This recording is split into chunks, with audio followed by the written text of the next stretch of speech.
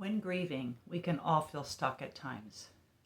Have you ever felt like you were stuck in grief because of how overwhelmed you felt? After the loss of my daughter, I definitely felt stuck at times. Yet, as I look back, I can see that I was still moving forward because I was being guided by three very important principles that I'll be sharing in this video to empower you to move along your grief journey towards hope and healing. I'm grief coach Julie Kay, helping you find your way through grief and loss.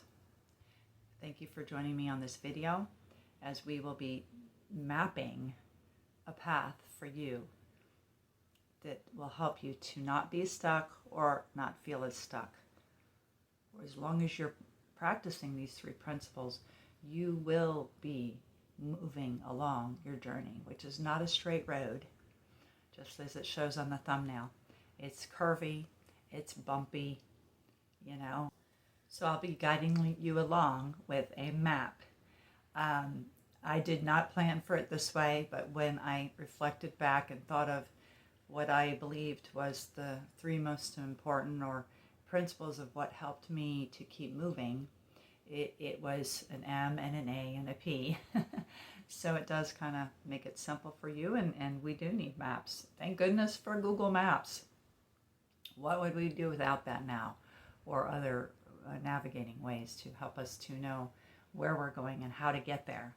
So I hope this is going to help you a lot to not feel overwhelmed, to not be stuck, or to help you know that you don't need to feel stuck because you are moving. So that is the first principle here, is movement in general. What would we do in life without movement? Everything that goes on in this world happens because of movement, if you think of it, right? And when we don't move physically, people who are stationary, by choice or by, reason of their health issues, that causes their health to go downhill even more. We are in a culture where we sit a lot and we work at computers, and some people don't have to move at all during their job. That's not good. We need to move our bodies. Our bodies were made to walk and move. So even if you get a broken leg, you should be moving. Now you're probably going to have crutches, right? You're not going to move as fast. You're not going to be able to do as much as you normally do, but you do need to move in order to do life and get places, right? Even to get to a doctor's appointment or what have you. And same with a broken arm. So I'm going to use that example because with a broken arm, you still need to have a range of motions, even if your arm is in a cast. And the reason why is because otherwise you can get what's called frozen shoulder. I know, I've had frozen shoulder in the past, and it's not fun to get over. And mine was due to being cold and kayaking and I don't know, and just the movement. I wasn't used to whatever it was. I got probably a strain, to say the least, with my shoulder, and I began to not use it as much, and I started protecting it by not using it, and it froze up. And it took me going into the chiropractor, getting an adjustment for him to go, wait a minute, how high can you lift your arm?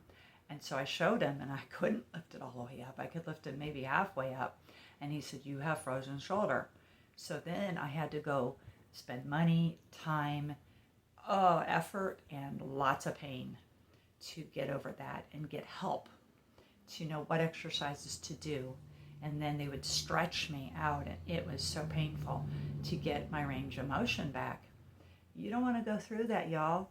If you don't get your grief out, if you don't move your emotions out, if you don't move your thoughts and process your thoughts, if you don't get with other people and have social engagements and relational engagements and move yourself that way, it's not going to be good. It's not going to help you to heal in time. Okay, you can be stuck or feel stuck when you're not moving. Spiritually moving. I'm a spiritual person, aren't you? I believe we have spirits, and I hope you do too. We need to spiritually move and grow and have spiritual movement as well. That has been a big help to me. All around, okay, all around your life, you need to move and have movement so that you can heal and move along your grief journey and not feel stuck or get stuck, okay? Feelings are not always facts. So again, like I said, I felt it at times, but I can see that I never got really, really stuck for a long time because of these three principles. The first one being movement, okay? So different areas of your life. Now, then the very important part of this that I want you to understand is it's individual. It's unique to you. Your movement is unique to you. I remember somebody saying the word gait. We all have a gait in the way we walk. It's G-A-I-T, by the way. So we all have a gait. And it's just the way each one of us walks a little different. And literally it breaks down into your full-blown movement, your muscles, your, bones, everything. If you look it up, it'll explain it. So we're all unique in our gait, even in our walk. Now we know we're unique with our fingerprints. They use handprints now. And no one looks exactly like you or me or any of us, right? So we're all physically unique and we're all emotionally unique, and our losses are all unique. I talk about this in a lot of my videos, the uniqueness, the individuality of our lives, and how we all can learn from one another, and we do. We absolutely do learn from each other, but you still have to find out what works for you. I had to find out what works for me. Taking walks in nature is a huge help to me. For you, it may be going to the beach, walking at the beach. I grew up with that, had enough of that. It doesn't really minister to me anymore or help me. So it's woods. It's walking in woods with trees all the way around me. So, you can try that, and maybe you go, yeah, Julie, that really helped me too. Or you might say, that's not me. And that's okay. So you need to find out your own movement and how you move. And if, the grief is slowing you down and you got a little limp in a sense, well, then you walk with that limp or figure out the best way to do that, right? So it's all unique.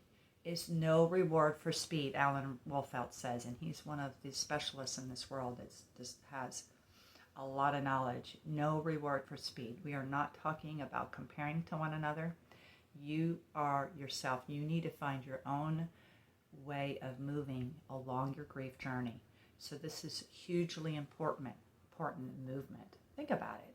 Literally, if you are walking and you get stuck in a hole all of a sudden, maybe you can't lift your leg out, you're stuck.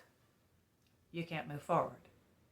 It makes sense, right? But we need to realize this totally has to do with grief and loss and even trauma, which involves grief and even other things in our life, okay? It totally has to do with that. And grief goes beyond just losing somebody to death. It can be a move. It can be a loss of a job. So when you're watching this, don't just say, oh, I haven't lost somebody. I haven't had a life-changing loss like Julie's talking about. You might be able to relate this to other things in your life. Now, because of the length of this video, I'm going to stop it after the first point with the M for MAP, MAP. So stay tuned for the next video, and God bless you. I'm so glad you joined me. I hope this helped you, and please share this video out, as it is a very important topic and a very important pain point, getting stuck. Okay, God bless you. See you on the next one for the A.